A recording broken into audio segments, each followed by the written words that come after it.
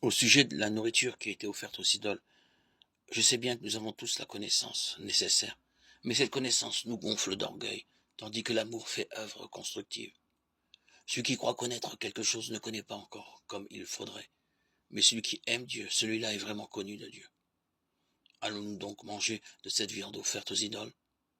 Nous savons que les idoles ne sont rien du tout. Il n'y a pas de Dieu sauf le Dieu unique.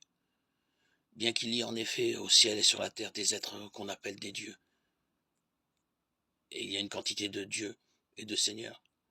Pour nous, en tout cas, il n'y a qu'un seul Dieu, le Père de qui tout vient et vers qui nous allons. Et il n'y a qu'un seul Seigneur, Jésus-Christ, par qui tout existe et par qui nous existons.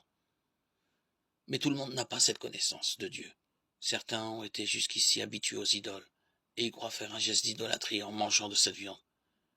Comme leur conscience est faible, ils se sentent coupables. Ce n'est pas un aliment qui nous rapproche de Dieu. Si nous n'en mangeons pas, nous n'avons rien de moins, et si nous en mangeons, nous n'avons rien de plus. Mais prenez garde que l'usage de vos droits ne soit une occasion de chute pour les faibles. En effet, si l'un d'eux te voit attablé dans le temple d'une idole, toi qui as cette connaissance, est-ce un exemple constructif pour cet homme qui a la conscience faible? Ne vas-tu pas le pousser à manger de la viande offerte aux idoles?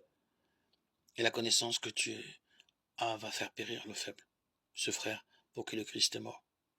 Ainsi, en péchant contre vos frères et en blessant leur conscience qui est faible, vous prêchez contre le Christ lui-même. C'est pourquoi, si une question d'aliment doit faire tomber mon frère, je ne mangerai plus jamais de viande pour ne pas faire tomber mon frère. 1 Corinthiens 8, 1, 13.